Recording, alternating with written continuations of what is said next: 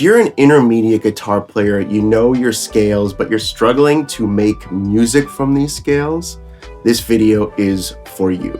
In this video, I'm going to tell you why the CAGED system actually puts you in a cage. We're going to go over what the CAGED system is, and then I'm going to give you an alternative to the CAGED system to make your playing more musical.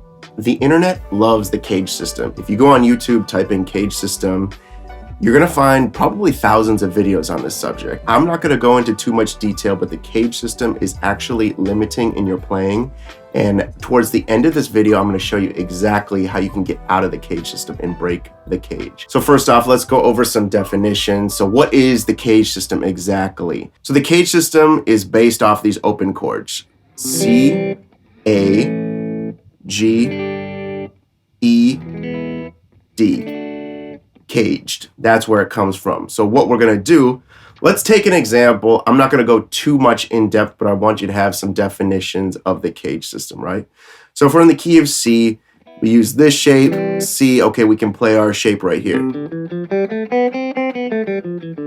can play that scale. Then for the A, what we're going to do is we're going to move this shape up, move it right here, and all of a sudden now we can play the C major scale right here. But it's also, you know, we have this A little box shape right here, and so on and so forth. For the G, we have it right here. And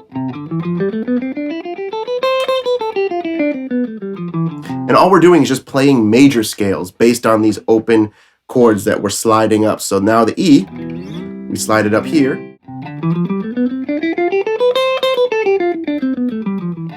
And lastly, the D slides up here. Now we have a little position.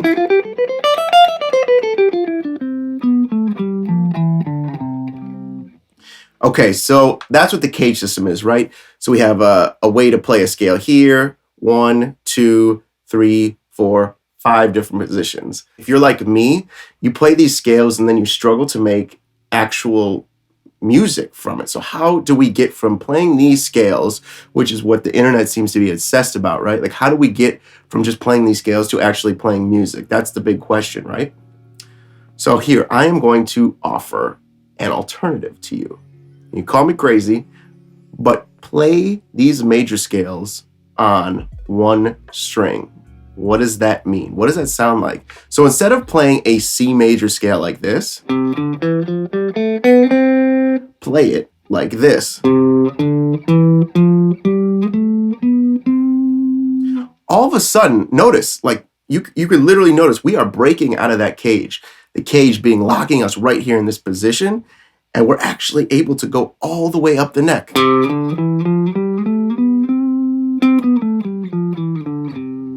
All right, so now we're breaking free of the cage. Already, you'll notice that this sound is more musical, just even in playing, because I'm able to use slides rather than just playing the notes. Scale versus music.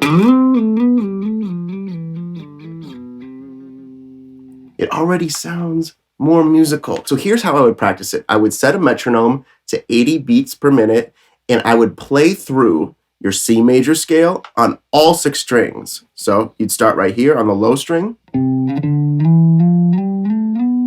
Then you'd start on the A string, and so on and so forth.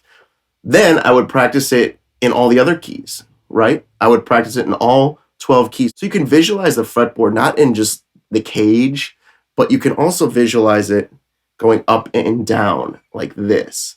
Some noteworthy players that play like this: Derek Trucks, Mateus Asato, incredible players. Go and listen to their playing. You're gonna find that they are up and down the neck like this, especially Derek Trucks being one of the greatest slide players ever in the world. He plays his guitar like this, and it sounds like somebody is singing. And that's what we're going for. That's what we are trying to accomplish, is we are trying to play more melodically. We are trying to play soulfully. I remember when I was a kid, I was about in 10th grade, I had a guitar class and I learned all these shapes, right? I was like, okay, there's 5 shapes, and I learned the CAGED system, even though we didn't call it that back then. we just learned it, right? And I was like, okay, that's fine and good. Like my hands are able to do the motion, but we're not actually making music, right? We're not actually doing anything. And it wasn't until I started learning Derek Trucks' licks and like his approach that I realized, wait a minute, everything I've been taught as far as the CAGED system, it's fine, it's a good starting place, but if you really want to make soulful, meaningful music, learn this way. Learn the guitar this way, and not just in little caged chunks, right? So we're breaking out of the cage, right? The CAGED system literally leaves you in a physical cage. So here are some licks. I'm going to give you 3 licks you can practice to get you more familiar with this type of playing. So we're going to be in the key of E.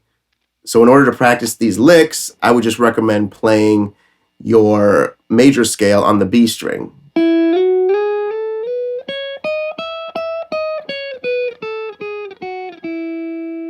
So here is the first lick. One more time. All right, so what we're doing is I'm on the B string and I'm starting here on the 12th fret and I'm just sliding from 12 to the 14 and the 14 to the 17. That's our first lick. So practice it on other strings, right? You can practice it in other registers, but for, as you start getting more advanced, practice it in all 12 keys as well. You could start out at about 80 beats per minute. Start bumping up the metronome as you become more and more comfortable, okay? So that is our first lick. Here is our second lick.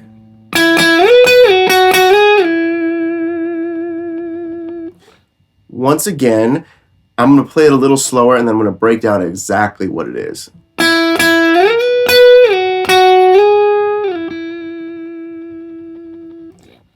So you're gonna start on the 5th fret B string, slide from the 5 to the 12, go down to the 7, slide up to the 9, and resolve back on the 5.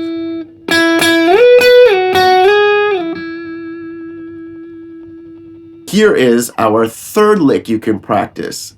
This will give you a lot more soulful inflections and it won't sound so much like a scale. It's gonna sound like a singer. One more time. Sounds like a singer, extremely soulful. So here is how you play it. You start on the 5th fret B string, slide from the 5. We're gonna slide up to the 10.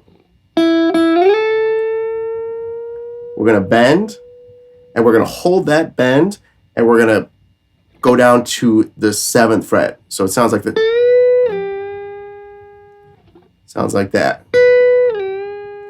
And we're gonna then resolve the bend, so we're gonna bring it down and go 7-5. So it sounds like this, slower.